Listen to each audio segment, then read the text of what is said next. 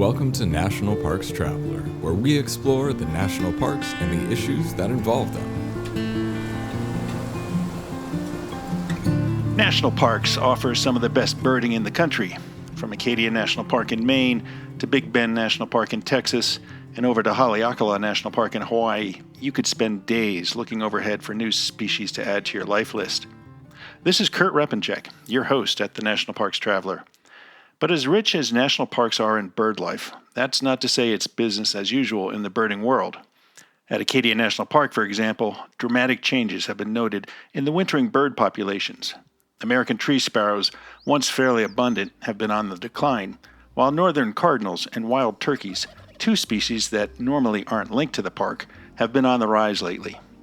To get a better understanding of what's going on at Acadia, we've reached out to Kyle Lima, a Schoodic Institute data analyst who analyzed bird observations collected as part of the National Audubon Society's Christmas bird count to better understand the birding situation at Acadia.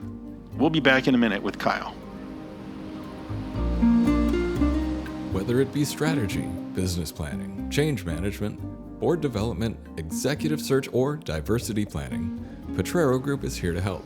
They mix a depth of experience in the parks and land space with a breadth of best practices from other industries. For more information or to schedule a preliminary conversation, go to potrerogroup.com. Potrero group.com. Full of stunning photography and thought-provoking reads, Smokey's Life is a biannual magazine produced by Great Smoky Mountains Association. Members receive it free of charge each spring and fall, and it is available for purchase in retail stores throughout Great Smoky Mountains National Park and online at smokiesinformation.org. Washington State is graced with 3 spectacular national parks, each different and special in their own unique ways. As the official nonprofit partner and the only philanthropic organization dedicated exclusively to supporting these parks through charitable contributions, Washington's National Park Fund has a mission to raise private support to deepen everyone's love for, understanding of, and experiences in Mount Rainier, North Cascades, and Olympic National Parks. Share your passion for these parks at WNPF.org.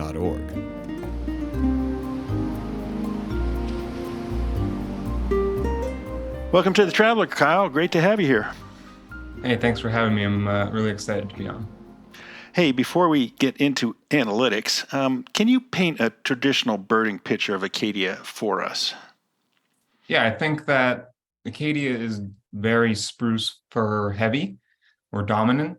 And with that comes a certain suite of birds. And it's also coastal, right? So we get these interesting combinations of spruce fir forest birds with this ocean-specific group of ducks and different species that also just inhabit the water. So, for example, Blackburnian warbler is something that I consider to be sort of a specific, this like hemlocky, coniferous forest bird that you would find on land.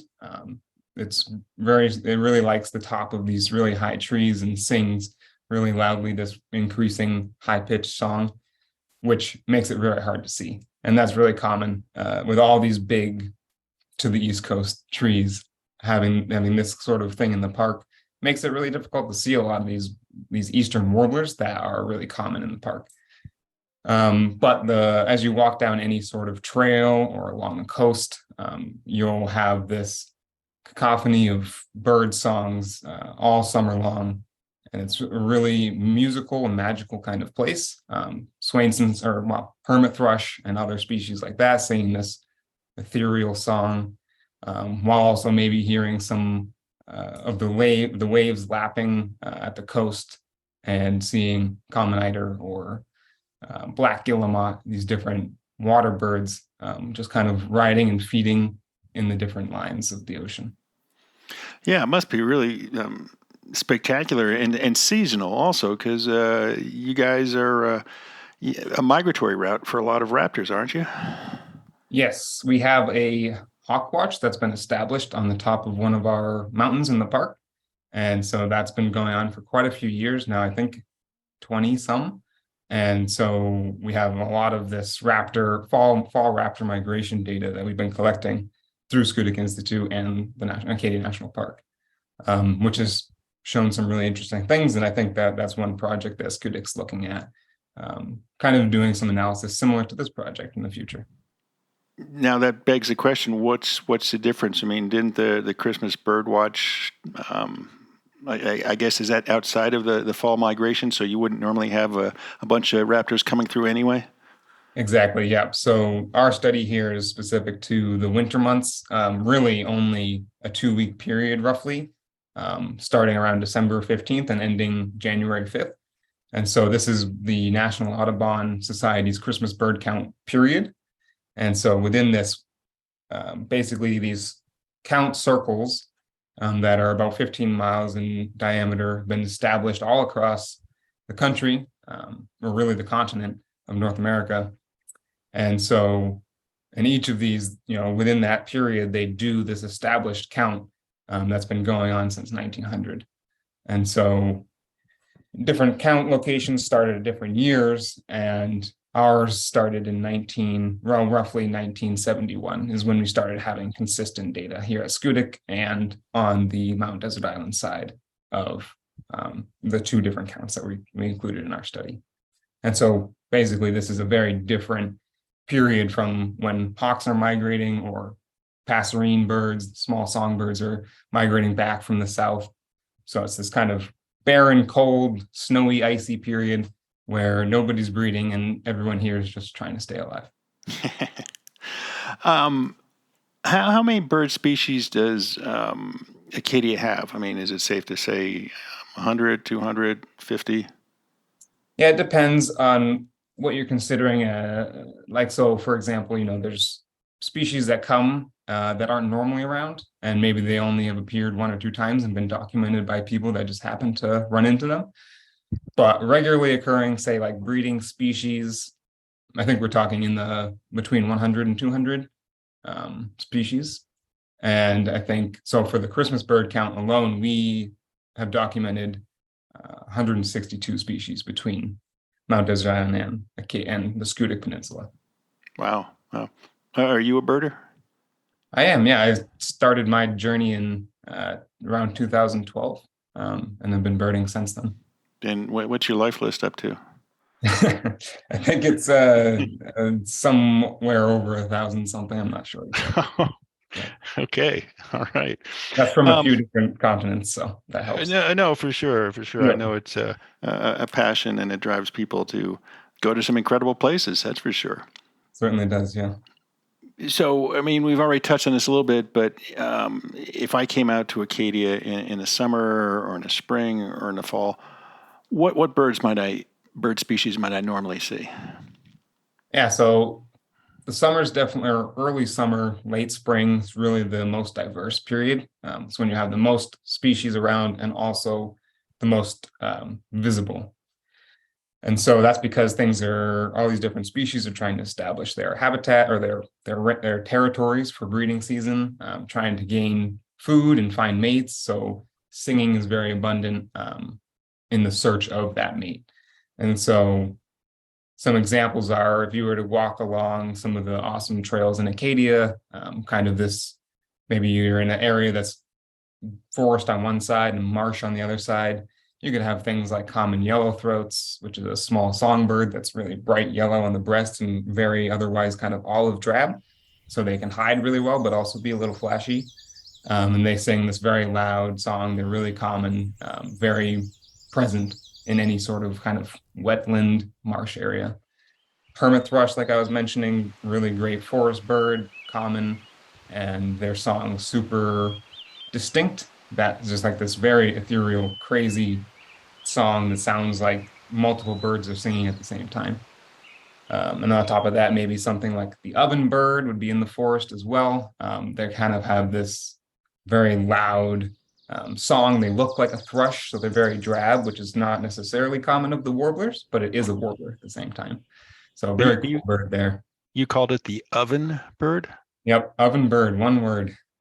It's named after the style of nest that it makes. So it actually will nest on the ground and create this kind of oven-like dome, and that's where it lays its eggs. Wow. I mean, I can identify some birds. chickadees, loons, bald eagles. Obviously, they're pretty easy. Yep. But most birds are LGBs. You know what an LGB is, don't you? Yeah, the little brown jobs. The little gray bird. Little gray bird. Yeah. There's a bunch of variations of that, I think. There are, and depending on the season. And of course, one of the things that Acadia is famous for are the peregrine falcons that nest in the springtime, and everybody's kind of curious, are they going to have a successful hatch, and are the hatchlings going to fledge? Yeah, that's a great point. So our study, so there are a few pairs that kind of hang around, or at least are the few individuals that are present in the winter too. And so Acadia has a lot of different management actions in place to try to protect these peregrine falcon from any sort of harm during the nesting season. But we can kind of say with our study that was focused on that, that few week period in December and January, that we actually saw an increase in peregrine falcon populations in this 50-year trend that we are looking at. And so that's one example of conservation actions that we found seemingly are working. And the other examples of that are like the wild turkey and the bald eagle. Both were at low numbers in the early 70s and have really rebounded because of these conservation actions that we've taken, not just locally, but at a much larger conservation standpoint as well. Yeah. Is the peregrine a year-round species? They kind of are now. They're becoming a little bit more year-round. So a few numbers of them, very low numbers, will stick around through the winter. So we do have quite a few records for them on the Christmas bird count in this area, as well as there's a few in some local areas surrounding Acadia as well. Yeah. This is Kurt Repenchek. We're talking today about birds in Acadia National Park and fluctuations in the species you might see, particularly during the winter months. We've got Kyle Lima, an ecologist and data analyst at the Schoodic Institute, helping us guide us through the species changes. We'll be back in a minute after this short break. Listener and reader support make National Parks Traveler possible every day of the year. If you enjoy the Traveler's content, please consider a donation via nationalparkstraveler.org. The Grand Teton National Park Foundation is a private, nonprofit organization that supports projects that protect and enhance Grand Teton National Park's cultural, historic, and natural resources. By funding initiatives that go beyond what the National Park Service could accomplish on its own, Foundation donors improve the visitor experience and provide benefits to the National Park System for decades to come. You can see their successes at gtnpf.org. The Everglades Foundation, the only organization whose sole mission is to restore and protect America's Everglades. Learn more at evergladesfoundation.org. Interior Federal Credit Union offers a large suite of savings products, including secondary savings accounts for budgeting, individual retirement accounts, health savings accounts, education savings accounts, money marketing accounts, and certificates. Start the new year off with an account at Interior Federal Credit Union and get ready for all the adventures 2023 has to offer. Not a member yet? Go to interiorfcu.org and click on the membership icon on the homepage. Federally insured by NCUA. Okay, we're back with Kyle Lima, an ecologist and data analyst from the Schoodic Institute at Acadia National Park. Kyle, what prompted this study? I mean, obviously the Christmas bird count has been going on for decades, if not longer than that. Why did you guys decide to, take a closer look at the data that was being accumulated? So our bird ecology program director, Seth Benz, has been participating in this count for a long time now and has been the compiler for it as well for a few years now, since I think around 2013, I want to say. So a few years. And so his involvement with this, as well as our mission, kind of aligns with looking at historical data sources. So we're very interested as the Institute in using long-term data and things that have been collected historically, and then trying to understand the change that has occurred from then to now. And so this was a perfect example that was already kind of in-house with Seth on our team. And we just thought it was a perfect example to try to show the usefulness of historical data and comparing that to modern day stuff. And so that was kind of where the inspiration came from. So how many years of data did you look at? So we started we had used basically these two Christmas bird count circles, one in Mount Desert Island and one on the Schoodic Peninsula. And so they both started at different times, but consistently they've been collecting data almost every year since 1971. So we started with 1971 and went up to 2021 data. So we have 50 years of data. Wow. When did you notice things begin to change? You can definitely see things pretty quickly. And I think that anybody who was participating in these counts, this is a citizen science effort. So the community members come and participate, volunteer their time, and help us count these birds for science. And I think that if you asked any of them who've been participating for a long time, some people have been participating for that whole period of time, and they would have a lot of really interesting notes from their experience. Since our analysis was specifically for that full-time period, we can't say exactly when things started changing a lot, but I think that a lot of the trends that we see are fairly consistent across the full period. So things that have been increasing for most of the period, whereas things that have been steady have kind of had fluctuations throughout. One thing that is really apparent, though, in some species that there was no statistical trend in, these species that appear to have no change, in the last decade or two especially, we've seen drops in those numbers of individuals of that species. So example of that is like herring gull, where their trend from our study is consistent. However, in the last 20 years, they've actually dropped most recently to all-time lows. So those are some different examples of that, I think. Now, obviously, as you mentioned earlier, you've got basically two types of ecosystems there that you're looking at. I mean, the coastal and then the forest areas. Kind of interesting. You're seeing somewhat similar trends in both, right? I mean, you've got the herring gull going down, the boreal chickadee went down, the American tree sparrow went down, the black duck kind of went down. Was that surprising? I think in some ways, yes. The interesting thing is that, I think our seabirds are things that appear in much larger numbers.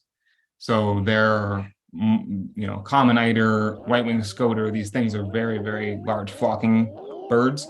So these big rafts will be apparent from the land when we're doing our CBCs, which is the Christmas bird count for short. And so the difference, I guess, there is that we're seeing much larger decreases in the numbers just based on the abundance of those species. So like with the water birds and our 43% drop in total bird abundance from 1971 to today, it's really driven by those large water birds, the common eider, white-winged scoter, things like that, long-tailed duck. And then you have these passerines on land that have also been decreasing, like you mentioned. And a lot of those, I think, aren't that much of a surprise. And so, for example, the boreal chickadee or the Canada jay that you mentioned, those species have both decreased, and that's really related to their habitat. They are really dependent upon dense spruce fir forests, things that we know as the boreal forest. And that southern range has really retracted. And with that comes a loss of those species from this area. Wow. Yeah, I was going to ask you what can you point to as far as driving these changes, and obviously climate change and habitat change related to climate change. And I guess I don't know if it's happening quicker than some of us might expect or not. So these species that are disappearing, they're just finding better habitat farther north, so to speak. I mean, I can understand that with the forest birds. I'm still trying to get my head around the coastal birds and what's driving them to move. Yeah, and it's specific. It's very species specific, a lot of these things. But in general, when we're talking about the boreal species, these forest birds that need northern forests, their habitat is just being really restrained, and it's just less and less of it. So not only are they moving north per se, but I think that there's also just decreases in their population in general as their total area of possible habitat, of appropriate habitat, is decreasing. Then there's just not enough, as there's not enough land and resources to support as many individuals. And then on the flip side with the ocean birds, there's some species like the harlequin duck that actually increased. This is they forage along the rough kind of coastline, feeding right against the rocks where the waves are landing really hard and breaking. And for some reason, we're not exactly sure, they seem to be increasing. But at the same time, these other species that maybe have problems in the nesting season, like common eider, and their kind of predation of young on nesting islands with gulls especially and different things, there's probably causes for their decrease in not just shifting, but also actual decrease in their population from these different events that are affecting them with climate change and different predation. And I guess kind of in tandem with that, not only are things moving north, but we're also seeing, the northern species moving north, but also the southern species are moving north, right? So as everything's kind of shifting, we're seeing tufted titmouse, red-bellied woodpecker, northern cardinal, for example, moving up and becoming more and more common here in Acadia, which they used to not even be present. So, and that's just within about 50 years that change has happened. Yeah. At the same time, the boreal chickadee, has that basically vanished from the park? Essentially, yeah. I think in the last 2 decades, there's maybe 2 records from the Christmas bird count. Wow. Yeah. And then they used to be fairly common. They were never very, very common birds because they're a little secretive and they always required really nice, dense forest. But still, they're very much, you would be very hard pressed to find them anywhere along the coast of Maine now. The whole coast of Maine. Yeah. Even down east, far down East Maine, as we call it, the Lubeck area. They used to be, even just a decade ago when I started birding, I could find them around there in very few numbers, but now it's becoming very, very, very hard. Yeah, wow. This is Kurt Repenchek. We're talking today with Kyle Lima, an ecologist and data analyst for the Schoodic Institute, about bird changes at Acadia National Park. We're going to take a short break and we'll be right back. Acadia National Park is one of the 10 most popular national parks in the United States. It's also one of the smallest and most vulnerable. That's why Friends of Acadia exists. Friends of Acadia is an independent organization of passionate people inspiring those who love this magnificent park to make a real and lasting difference for Acadia. You can make a difference at friendsofacadia.org. The Yosemite Conservancy helps visitors connect with Yosemite through adventures, volunteering, and the arts. It's the only nonprofit dedicated to supporting Yosemite National Park and funds grants to improve trails, restore habitat, protect wildlife, and inspire the next generation of nature lovers. Learn more at yosemite.org. The Blue Ridge Parkway Foundation is the primary nonprofit fundraising partner for the Blue Ridge Parkway. It is made up of people who have a deep love for this majestic road and want to ensure that its natural beauty and the experiences it offers endure for generations to come. Show your appreciation at brpfoundation.org.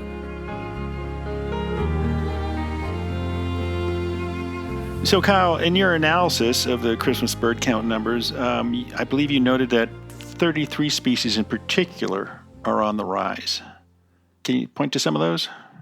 Yeah, so that's a really great point to highlight, and something that I want to make clear is that it's not all doom and gloom, right? We have 42 species declining, but also 33 increasing.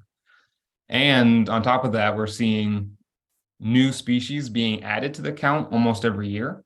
So our species total keeps adding, and we're finding new species that didn't used to ever be on the count, newly recorded each year.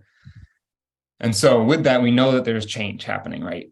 And so, like I kind of mentioned, tufted titmouse, red-bellied woodpecker, and northern cardinal are a few examples of species that are increasing.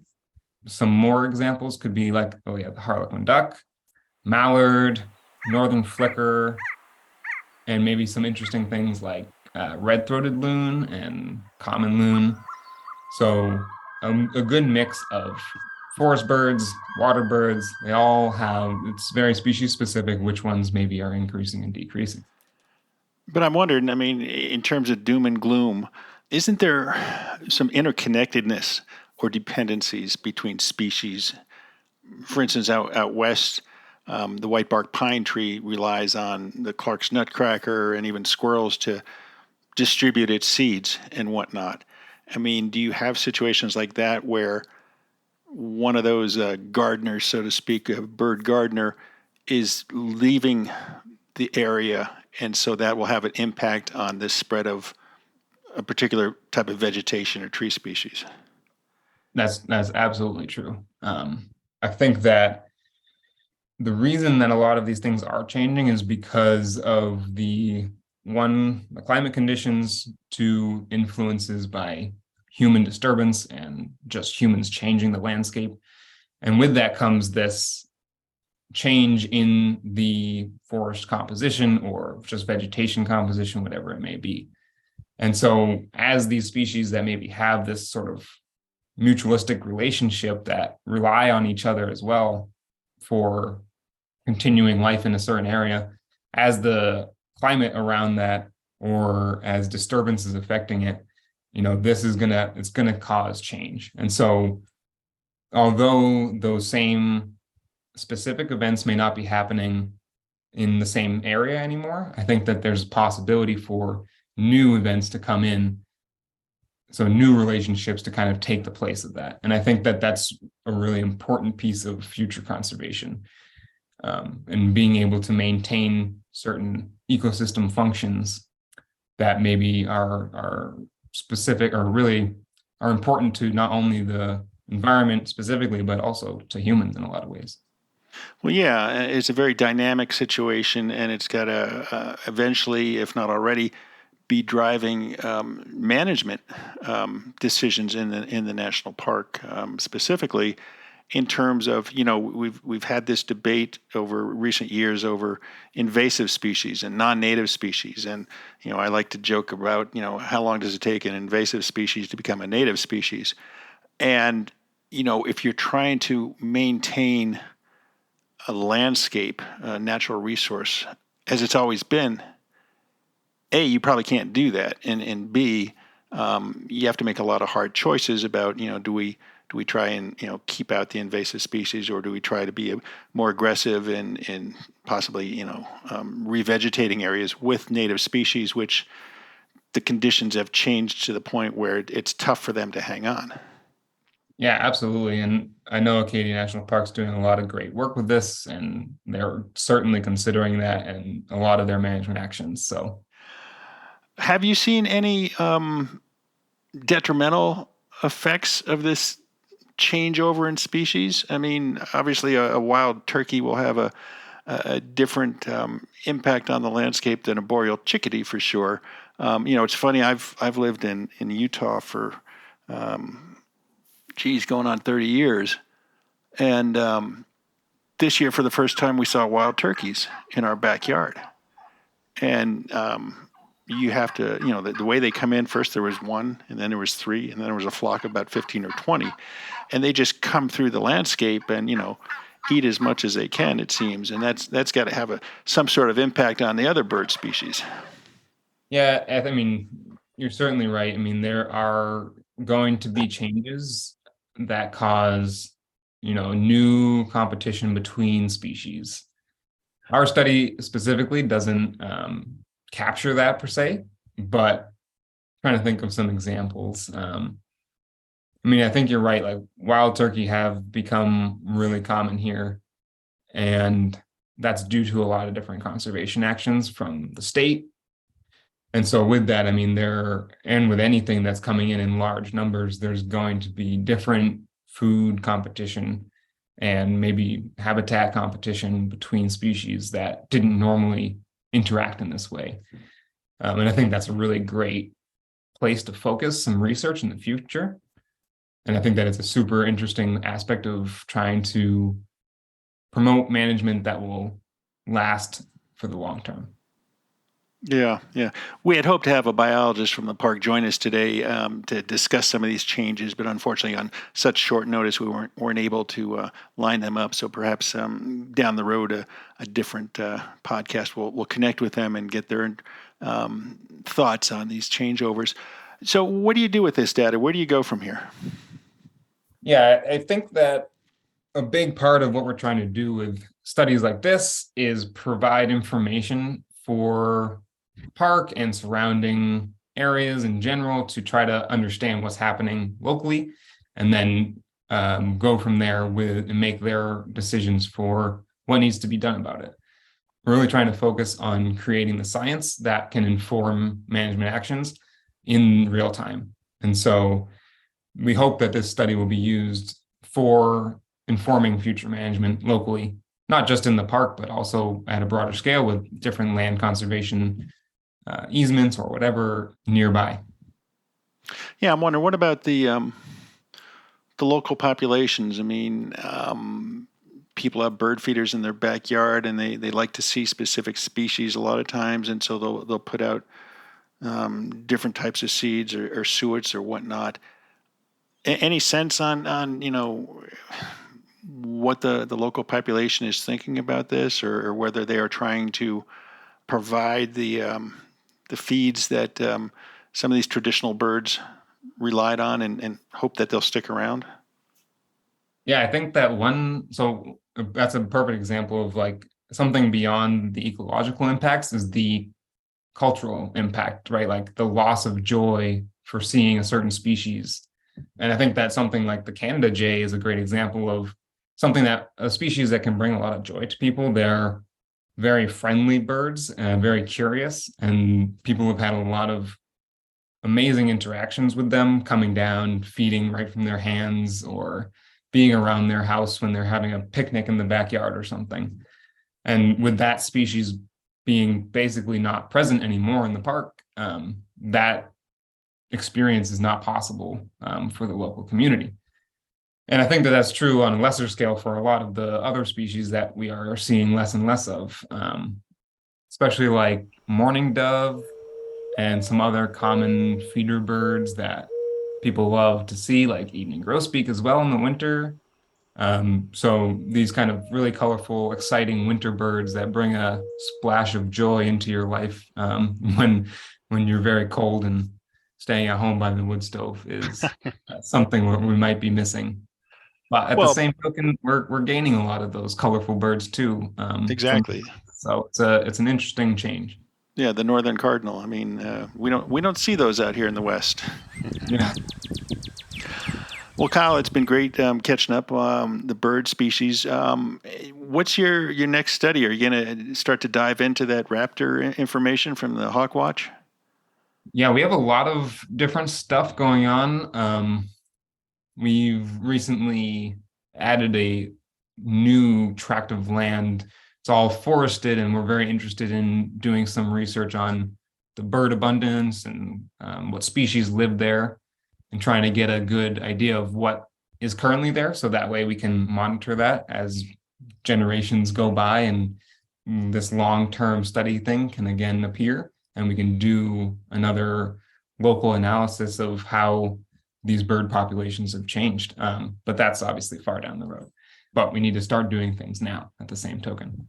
And as you touched on earlier, there's a correlation between the departing bird species, the arriving bird species, and the vegetation, the tree species. Absolutely. Have you looked closely at that and say, we've seen these increases in the bird species, and we've seen these declines in the acres of spruce or fir? Right, and we haven't done anything specifically looking at that, the interaction of those two. We've done this analysis for these birds, just seeing how the population has changed. And we've done a lot of analyses specific to these environmental aspects and noticing how like sea level has changed, or how the matrix of urbanization and forests and agricultural lands comprise the landscape. But we haven't yet interacted or looked at the interaction between the two. And so that's absolutely something that we're interested in. and the limitations there are really the data sources and the methods in which data have been collected. So we are working to design new studies that allow for that sort of analysis. And that's something that's super, super interesting for us in the future. Yeah, no, I'm sure it is. I mean, because you can look at how the human footprint has degraded habitat.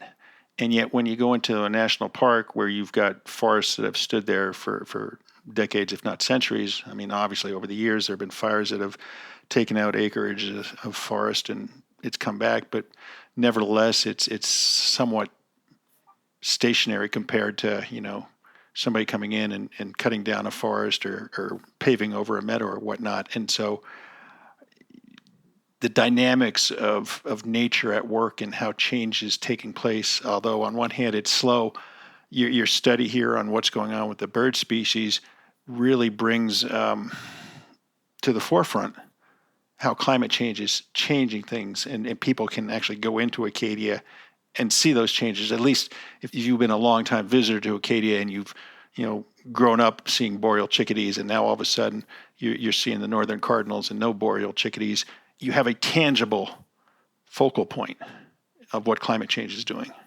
Absolutely. And I think that brings another great point into this, is that the CBC circles that we count within, they encompass a large portion of the park, and the park makes up I can't remember the exact number, but a decent portion of the actual circle.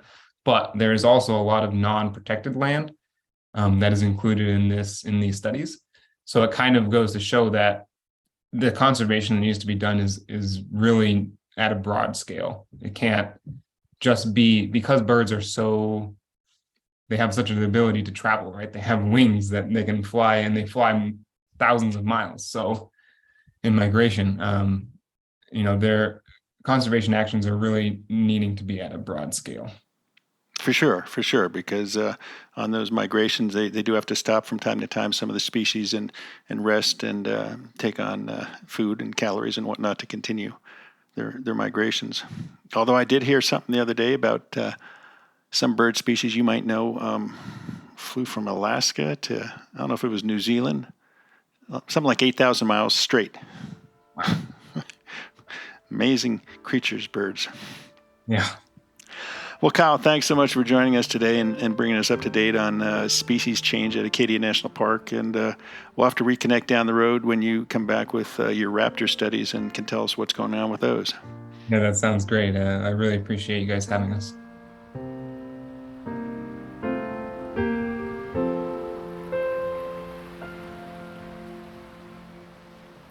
That's our show for this week. We hope you enjoyed it.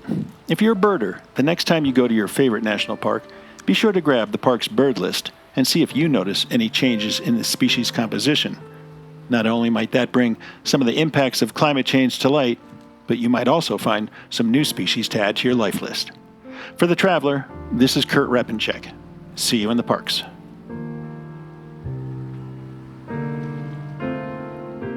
The composers and musicians at Orange Tree Productions have created a unique collection known as the National Park Series that has grown to include more than 30 CD titles.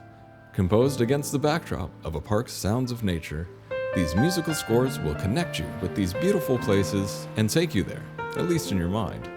This collection is the #1 selling National Park audio series in the world and provides the background music for National Parks Travelers podcasts. Visit them at orangetreeproductions.com.